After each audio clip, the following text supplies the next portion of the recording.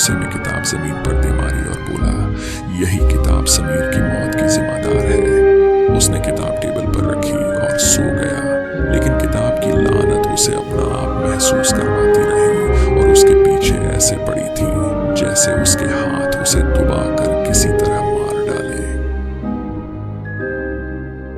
वो अपने ख्वाब में भी इसी किताब की लानत को देख रहा था और उससे बचकर भागने की कोशिश में लगा था।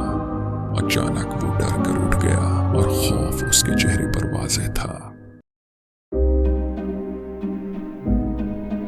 उस किताब की लानत का असर हर चीज पर होना शुरू हो गया था। फिर अचानक दरवाजे के बाहर वही बूढ़ा लाइब्रेरियन नजर आया।